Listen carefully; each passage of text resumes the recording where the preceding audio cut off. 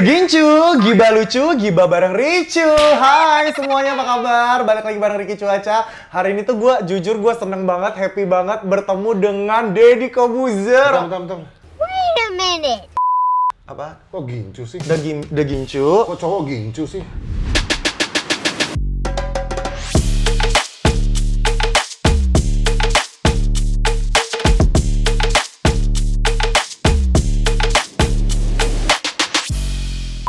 Toxic masculinity lagi. Toxic masculinity lagi. Itu adanya di podcast elu, jangan di sini. Gak usah dibahas The Gincunya. Iya, hari ini aja gue gak pake. Biasa aja. Om Dep, makasih banget loh Om. Thank you. Gila, luar biasa. Terima kasih waktunya. Hari ini gue pengen nanya nih, sebenarnya tuh banyak banget orang yang nggak tahu juga nih tentang masa kecilnya seorang Deddy Corbuzier. Boleh, iya kan? Cerita nanti. Cerita. Atau sebelum bisa cari di Wikipedia. Nggak mau. Langsung di sini. Karena sebelum lu jadi mentalis, sebelum lu bisa bengkok-bengkokin sendok zaman dulu, ya betul, kan? Gue pengen tahu deh, masa kecil seorang Deddy Corbuzier ini seperti apa sih sebenarnya?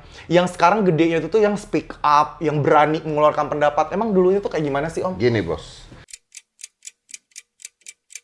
Ini masalah speak up atau masalah kecil? Masalah masa kecil dulu deh. Mungkin ada trauma masa lalu mungkin. Sampai akhirnya dia begini marah-marah mulu kerjanya. Enggak. Jadi gini. Takut. Masalah speak up dulu ya? Iya, masalah speak up dulu deh. Kita itu kan masyarakat. Betul. Masyarakat itu kan ada pemerintah, ada penguasa. Yang mana semua kekuatan itu kita nggak punya. Karena kita hanya masyarakat rakyat doang. Coba kita lihat. Aturan yang punya siapa? Pemerintah. Angkatan bersenjata yang punya siapa?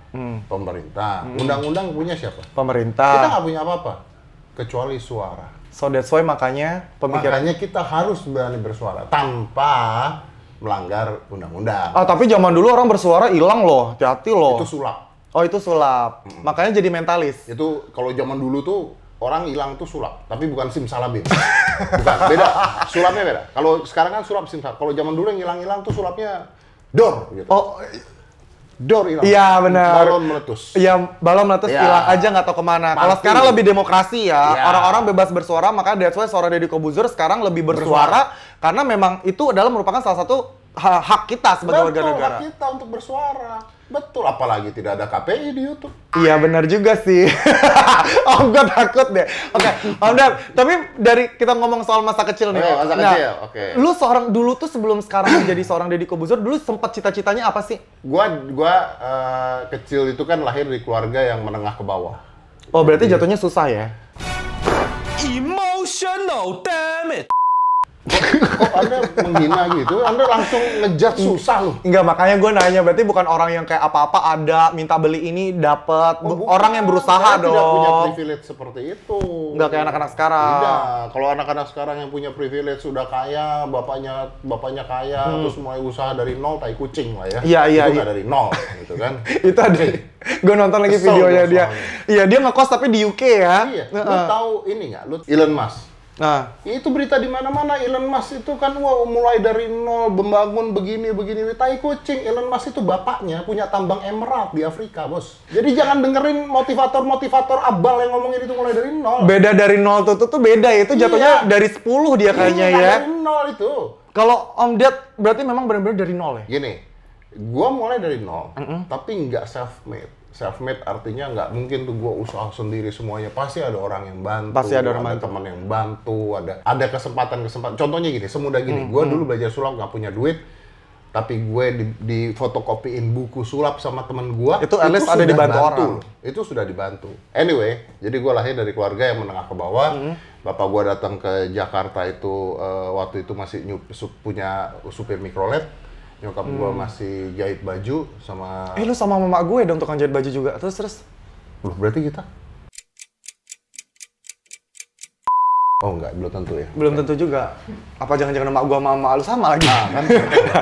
Beda bapak doang dong. Siapa tahu bapak kita nakal? Iya, salah dong, mak kita yang nakal dong. Kita nakal. Terus? Jadi gue masih... Mama tukang jahit, papa?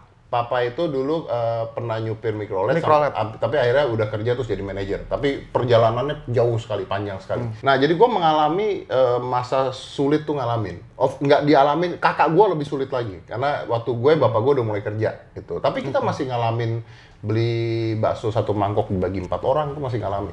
Sempat mengalami masa-masa kayak nggak apapun yang ada di meja makan ya terima aja gitu. Ya, betul. Dan orang tua gue pada saat itu tidak bisa mengajari tentang kaya. Karena memang tidak ada bayangan juga waktu itu. Tidak ada bayangan. Jadi gini, kaya itu adalah orang yang punya jam tangan Rolex dan mobil Mercy. Itu kaya. Itu kaya. Itu patokannya kaya gitu. Ya Panerai boleh lah. Ya Tuhan disebutin lagi. Ya, Lanjut. Panerai beli mahal, harga jual hancur ya. Iya. Maka kagak gue jual. Oke, lanjut terus. Iya kan? Nah, tapi ternyata kaya itu tidak ada batas, Bos. Kaya itu nggak ada batasnya. Betul. Miskin ada batasnya. Miskin ada batasnya, kaya tidak ada batasnya. Gimana miskin tuh? Miskin itu ya udah, lu nggak punya apa-apa, hidup lu sengsara, anak lu sekolah nggak bisa, punya duit nol. Miskin. Kaya tuh nggak ada batasnya. Ada orang kaya, ada yang lebih kaya, yang mentok kaya. Udah nggak ada tuh kaya batas. Karena orang kaya nomor 1 bisa kelewatan nanti. Iya. Jadi orang kaya nggak ada batasnya. Tapi kita itu butuh menjadi orang kaya. Jadi tai kucing kalau ada orang mengatakan bahwa kita kaya itu nggak penting karena kebahagiaan tidak bisa dibeli oleh kekayaan. Betul. Betul. Tapi fasilitas bisa dibeli oleh kekayaan. Betul. Fasilitas bisa. Dan kalau lu sakit, lu butuh duit, oke? Betul. Dan gue pernah ngobrol sama temen gue. Dia bilang gini, gue udah bahagia gini, ngapain gue punya uang banyak begini. Terus jawaban gue sederhana.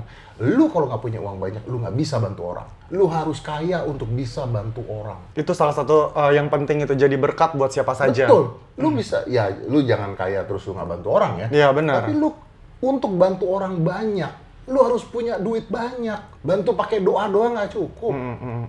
Di mana-mana, agama manapun berdoa dan berusaha gitu loh. Jadi nggak bisa seperti itu. Oke, itu masa kecil gue, jadi gue susah. Terus gue nonton ada pesulap di TVRI zaman itu. Terus gue nanya nyokap gue gimana caranya, agak bego ya. Gue nanya nyokap gue tukang jahit, tapi nanya gimana cara sulap gitu kan. Terus akhirnya gue belajar sulap lah. Iya, terus bapak gue beliin gue alat sulap. Oh, sempat dibeliin juga. Oke. Sampai akhirnya terus ya mereka nggak setuju. Gue bilang gue mau jadi pesulap. Dari awal gue udah magician, mereka nggak setuju karena pada saat itu dikatakan lu jadi pesulap makan apa? Ya dong. Udah dianggap sebelah mata gitu, udah underestimate gitu, pesulap tuh nggak ada penghasilan yang banyak gitu ya. It is true. Benar ya ternyata? Benar, karena zaman itu belum ada limbat. Benar. Kalau ada limbat gue bisa jawab, makan paku. Oh iya benar-benar. Tapi limbat paling enak ya, nggak ada dialog ya, dapat duit. Makan paku, makan cabai, gitu kan. Duit. Gitu kan. Dulu nggak ada tuh. Iya, kita udah capek-capek mikir-mikir ngobrol apa, ngobrol ini.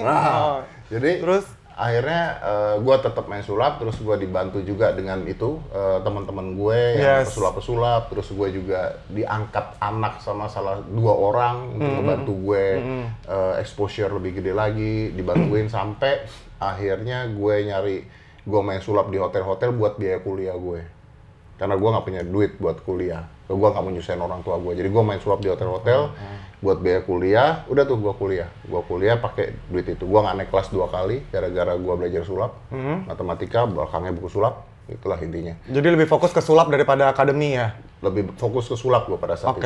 Tapi gue tetap kuliah ya, Nah, sampai short story sampai tahun 2011 dan 2012, 2 tahun berturut-turut gue menang award dunia sebagai World Best Mentalist, ngalahin seluruh mentalis di dunia. 2 tahun berturut-turut. Produksi gue, konsep gue semua dipakai oleh magician di dunia. Setelah itu gue stop. Nah, kenapa ketika lu udah berada di posisi puncak itu, lu tiba-tiba lu stop dan malah alasannya cuma sombong? Orang sombong mati gosong loh. Iya bener juga. Iya kan? Kayak azab sinetron Indosiar. Iya makanya. Kenapa di saat lagi di puncak lu menjadi seorang mental? Ya walaupun sekarang lu bisa membuktikan kalau sekarang lu menjadi seorang bisa beradaptasi, bisa menjadi host, presenter dan podcast lu besar gitu di YouTube gitu. Ada 2 jawaban. Jawaban yang pertama adalah pada saat itu gue merasa kalau you're on the top and you really is on the top, there is no other way but you're going down. Dan gue ngelihat banyak magician juga di Indonesia kebanyakan yang ketika mereka mulai berumur mereka mulai turun karirnya. Jadi pada saat gua world best adalah momen paling tepat untuk gua berhenti. Jadi sampai detik ini, siapapun pesulap di Indonesia yang ketemu gua, siapapun, manggil gua Master Deddy Corbuzier. Iya. Karena gue stop di saat itu. Bukan ketika lu udah turun dan lu ganti. Oh, gue nggak akan dianggap dong, bos. Nggak akan iya benar. Gitu dong, itu satu. Nah, yang kedua pada saat itu gue cerai. Jadi gue cerai, panjang ceritanya, tapi endingnya adalah Aska ikut gue. Nah, pada saat Aska ikut gue itu dilemanya gue besar sekali. Karena dulu, sebelum gue cerai, gue tidak terlalu peduli pada dia, pada Aska. Kenapa nggak terlalu peduli pada Aska? Karena gini, otak gue adalah ibunya jagain anaknya, bapaknya cari duit. Gitu. Ini bukan emansipasi atau feminisme. Iya, bukan toksik juga ya. Memang bapaknya nyari duit untuk menghidupi keluarganya, ibunya menjaga anak. Itu basic pemikiran gua. Tapi ketika gua cerai, lalu anaknya ikut gue, gua dilema. Karena lu harus memikirkan dua peran sekaligus. Betul, gua dilema nih. Gua nggak tahu ngurusin anak, gua nggak bisa ngurusin anak.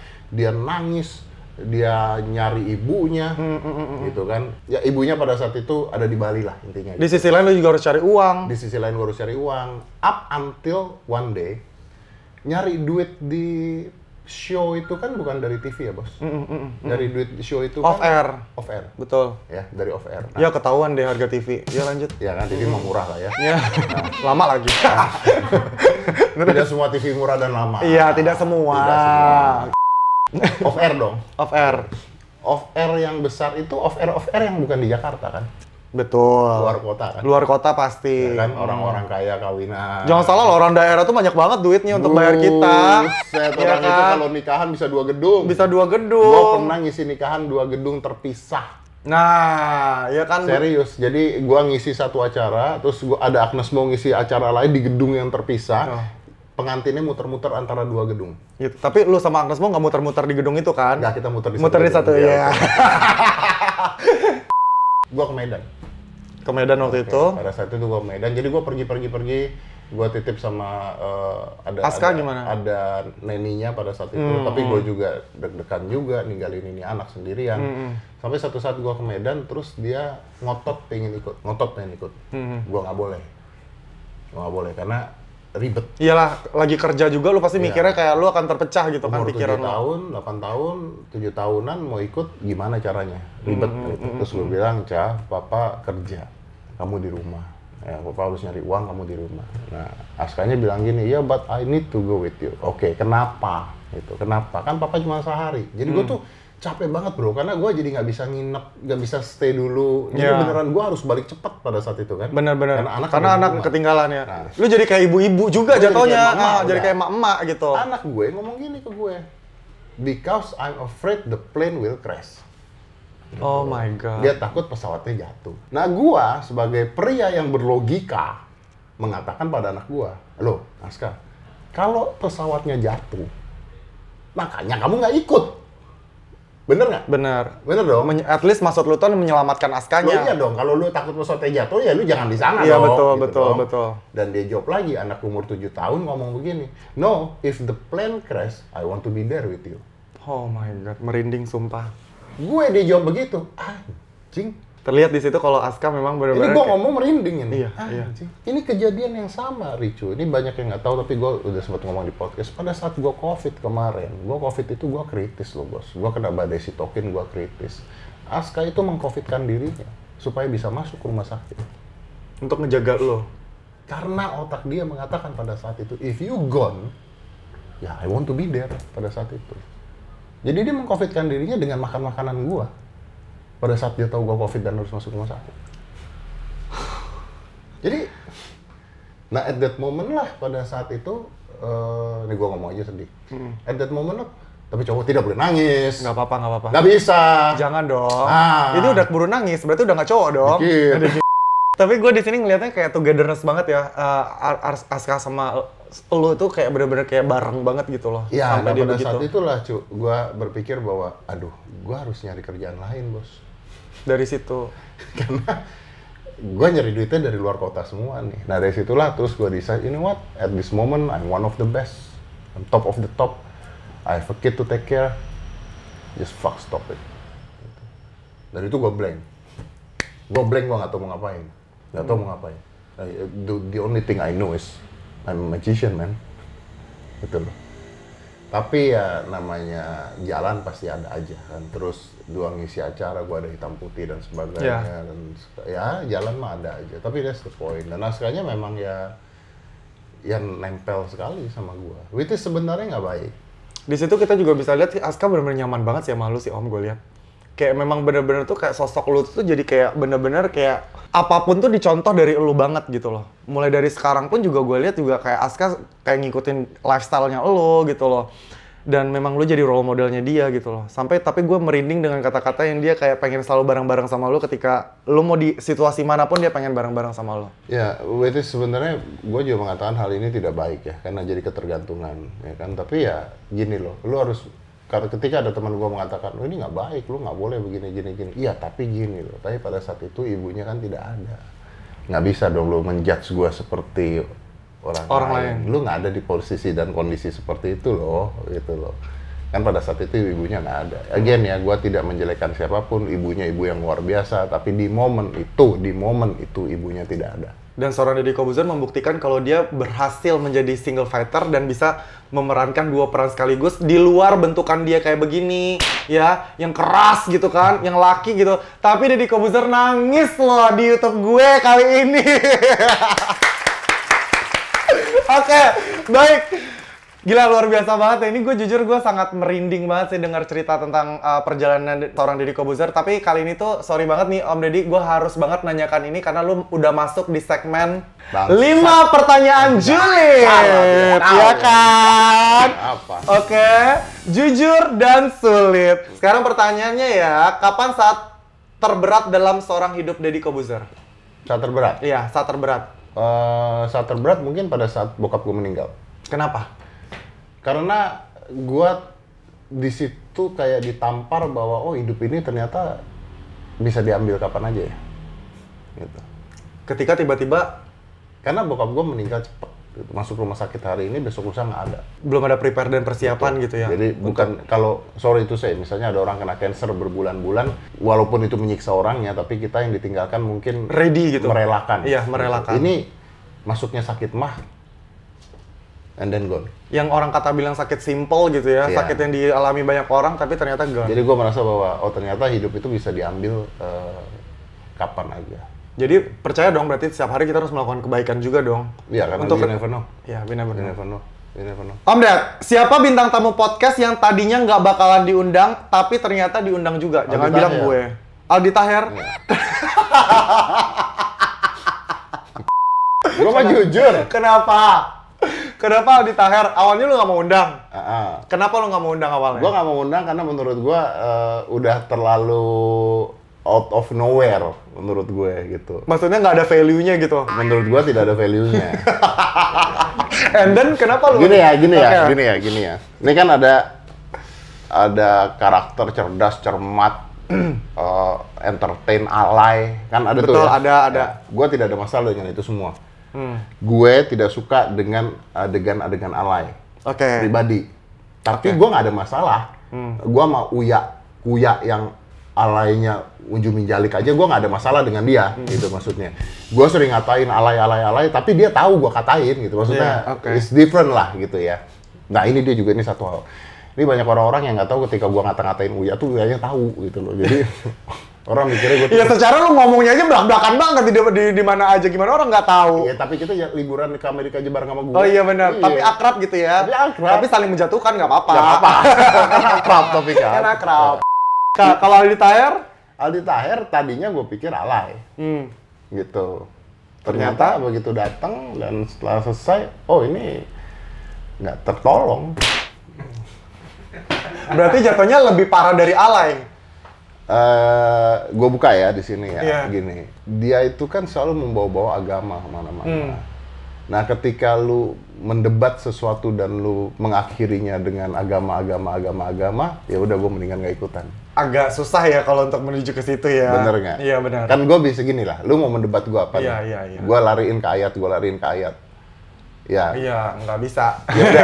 Ya udah nggak usah debat dong. Iya, nggak usah debat. Ya udahlah. Karena kalau udah masuk agama ya udah. Bukan ranah gua. Iya, bukan ranah. Betul. Iya, bukan ranah lu juga. Ngapain didebatkan? Nah, silakan debat sama Ustadz aja. Gitu. Oh gitu. Nah, iya. Makanya that's why akhirnya diundang. Ditayangin juga. Ditayangin, sayang. Saya udah ngabisin waktu ya, ngabisin waktu ya kan. Oke, ini sekarang nih gue mau nanya, banyak banget yang ingin tampil di podcastnya Om Deddy, bahkan rela untuk membayar. Sebenarnya apa sih syarat jadi bintang tamunya Om Deddy di podcastnya? Kalau lu ngomong bayar ya, ini kalau mau gue buka ya, kalau ngomong bayar, yang mau masuk ke sini bayar tuh banyak. Maksudnya nih orang yang mau bayar Om Deddy atau Om Deddy yang bayar mereka? Orang mau bayar untuk masuk ke sini. Oke. Karena mungkin exposure. Betul. Apalagi misalnya mau pilkada. Nah, lanjut. Ya, kan itu exposure. Iya benar. Dan sebenarnya nggak salah, karena kan apa bedanya dengan mereka pasang baliho, pasang banner, pasang sama aja dengan promote juga. Apa bedanya? It's a promotion, nggak ada salahnya gitu. Cuman buat gue tidak gini. Ada nggak yang berbayar masuk ke gue? Ada. Tapi gue mau tahu lu mau bahas apa. Ya jangan, oke. Gitu. Jadi kalau misalnya nih, lu punya produk langsing gitu. Gue mau tahu lu mau bahas apa, cu. Gue mau bahas tentang ini. Oke. Bisa nggak gue jadikan konten yang menarik? Bisa nggak penonton gue menikmati hal ini? Gitu. Kalau nggak bisa ya gue nggak mau. Lu mau bayar gue berapapun gue nggak mau. Karena at the end of the day, penonton gue akan tahu bahwa ini bohong semua. Iya. Gitu. Jadi banyak, tapi yang gue tolak 99%. Itu banyak dong jatuhnya, lebih banyak yang ditolak daripada yang diterima. Lebih banyak yang ditolak. Tapi ini berarti ini jadi kayak pembahasan juga nih buat orang-orang juga nih yang mungkin pengen masuk gabung ke podcastnya Om Deddy kan, apalagi mau campaign pilkada dan segala macam. Tuh, harga boleh nego nggak? Nggak. Harga tetap fix ya? Harga fix? Tetap ya fix. sorry nggak bisa nego, say. Susah, say. Kita bukan Mangga 2, say. Bukan Mangga 2, say. Goyang dikit nggak apa-apa kali. Nah, tapi kan lu tadi nanya kenapa orang-orang yang gue undang. Iya. Siapa aja? Gue tuh random, bentukannya jadi contohnya gini, kayak lu pada saat lu kurus pada saat itu, pada saat lu kurus, itu gue ngeliatin anjing nih orang keren banget nih bisa kurus begini, gini. Terus gue ngeliat ini kalau gue ngundang dia cuma masalah kurus doang, udahlah nanti aja lah. Iya. Gitu. Terus kemarin gue nonton video lu. Yang toxic itu. Anjing ini menarik nih, gitu. Ini menarik. Lu langsung DM gue ya. Yuk, lah pas banget, boleh gitu kan. Ini oke nih pembahasannya nih. Oke. Gitu. Jadi ya udah gitu. Gua random. Kalau menurut gue pembahasannya bisa, jadi gini, banyak teman-teman selebriti gitu ya. Ada yang nanya, kok gua nggak pernah diundang, kok begini? Bukan nggak pernah ngundang. Gua belum dapet momen apa yang mau kita bahas gitu loh, bos. Kalau nggak kan apa gitu loh. Temanya apa gitu. Ya lu bikin kasus dulu lah. Iya, tapi iya. Dan lu berarti orang kasus juga lu terima? Oh, sangat menerima. Sangat menerima. Saya kan mencari uang di atas penderitaan kasus. Iya, benar baiklah. Iya benar fakir kasus ya berarti ya. Iya. Oke, ini terakhir nih. Om Ded, kecuali Pak Jokowi, siapa tamu yang pengen banget Om Ded undang tapi sampai sekarang tuh belum kesampaian? Pejabat. Ya, siapa aja? Pak Andika. Kenapa? Iya, why? Gue bukan mau bahas Pak Andika tentang bagaimana dia jadi panglimanya. Cuman gue mau ngebahas dia itu gym goers loh, bos. Wih, dia itu anak gym banget. Ajak gue lah, bro. Pak Andika itu di semua tempatnya itu ada gymnya, bro. Jadi lu terinspirasi sama dia juga nggak sih sampai studio lu juga bikin? Iya, jadi lu bayangin ya, dia panglima, dia harus ngurusin negara, tentara dan sebagainya. Tapi dia tuh sehari makan telur 20. Dia tuh kalau nggak latihan dia tuh sakau sendiri, dia harus latihan, harus apa. Jadi gue pengen ngebahas tentang, lu tuh panglima ya, tapi lu badan lu gila, itu kan nilai jual gitu loh, nilai jual yang luar biasa. Karena hari gini kan memang yang penting tuh itu kan daripada umurnya berapa tuh ya Pak Andika ya? Kalau udah bocap lebih. Iya makanya gila umur segitu aja udah. Iya. Dan dia bertanggung jawab kan, maksudnya kalau dia mewakilkan tentara, kan ini kan yang ada di imajinasi kita tentara itu kan kalau di film-film kan. Iya. Gila. Bukan buncit. Enggak dong, nggak enak tuh sama tim kreatif gua. Bukan buncit lagi dia. Kan bukan tentara. Ya, kalau Anda tentara obes, Anda mati duluan loh. Jangan itu. Anda ngumpet di mana? Sini lo. Tim kreatif gua nih, tim kreatif gua bukan tentara, dia lebih ke perawat. Terakhir nih Om Ded ya. Apa sih goals Om Deddy untuk menuju ke akhir 2022? Menuju ke akhir 2022. Iya, di tahun ini lah. Kan masih baru nih 2022. Goalsnya ke depannya apa? Khusus tahun ini. Khusus tahun ini. Khusus tahun ini. Khusus tahun ini. Gue merasa hidup gue kurang sehat. Hah? Gimana sih? Kurang sehat kayak gimana dengan bukan jawaban yang lu harapkan kan? Bukan jawaban yang gue harapkan. Jadi karena gue lihat orangnya benar-benar healthy banget. Gue punya satu kelemahan, gue tuh tidur gue kurang banget loh. Oh, oke. Jadi gue tuh tidur sehari cuma 4 jam. Jadi pengen lebih? Jadi gue pengen sebenarnya kalau dibilang sehat, gue tuh nggak sehat. Gitu. Karena cuma masalah waktu tidur doang kan? Banyak hal. Pemikiran juga, healthy mental juga. Maksudnya begini, maksudnya kayak gue olahraga, gue tiap hari olahraga, tapi gue harus melihat kesehatan gue yang lainnya gitu loh. Kan olahraga aja tidak bertanggung jawab terhadap kesehatan liver lu, jantung lu, paru-paru dan sebagainya gitu kan. Gue masih kadang-kadang rokok, gue masih kadang-kadang alkohol, gue masih kadang-kadang hal-hal seperti itu. Oh, gitu. Ajak-ajak lah gue kalau itu mah. Ayo. Nah, gue pengen sehat kenapa? Karena begini, karena gue pengen gue bisa lari, gue bisa berenang, gue bisa naik sepeda sama cepatnya dengan anak gue ketika gue 60 tahun nanti. Oke. Jadi biar buat investasi juga ya. Buat investasi. Gue merasa itu masih kurang karena otak gue sekarang masih ada di kerjaan. Lu bayangin ya, seorang Deddy Corbuzier aja masih pengen lebih hidup sehat lagi. Kicep nggak sih lu semuanya yang masih kayak makan nggak beres, olahraga nggak pernah, alkohol tiap hari, ngerokok tiap hari. Gini aja masih pengen hidup lebih sehat. Tapi bener kan, bro? Bener kan? Bener sih. Lu sekarang udah begini, udah puas? Belum. Nah, gue juga harus ya. Gue kadang-kadang juga masih alkohol gitu-gitu. You know, I drink whiskey is for me to sleep only. Jadi gue tuh bukan peminum. Cuma buat tidur doang. Gue bukan peminum. Gue bukan social drinker. Jadi gini, misalnya kita ada acara di mana gitu ya. Misalnya ada acara di klub lah misalnya gitu. Gue nggak minum alkohol. Gue tidak minum alkohol sama sekali. Cuma memang buat kebutuhan aja agar lo bisa deep sleep. Kenapa gue tidak minum alkohol sama sekali? Karena buat gue alkohol itu jelek. Gulanya banyak kadang-kadang. Iya, bikin gendut. Kalorinya banyak. Belly beer, beer belly dan sebagainya. Jadi gue tuh cuman minum whiskey like dua sloki, so I feel relaxed, so I can sleep. That's all I do. Dan itu pengen lu ubah, lu tidak mau lagi seperti itu. Ya, dan gue tahu bahwa gue tidurnya sulit karena mungkin pikirannya banyak, kerjaannya banyak, ininya banyak dan sebagainya. Kan secara mental juga nggak sehat kan. Nggak ada yang pong-pokin kali di sebelah lu yang tidur. Iya juga ya. Iya, makanya lu sendiri mulu. Lu kapan kosong? Ya, kenapa jadi gue? Gue mah Aska lah, enak aja. Oke, baik, terima kasih ya. Terima kasih buat Amdad yang udah bergabung di YouTube channelnya gue. Oh my God, terima kasih Amdad. Sukses. Thank you ya, bos ya. Semangat. Pokoknya sehat terus ya. Sehat terus, dan terima kasih juga buat teman-teman semuanya yang udah nonton Gincu kali ini. Subscribe. Subscribe, like, apa lagi? Comment. Like, comment. Thank you, Amdad. Dah.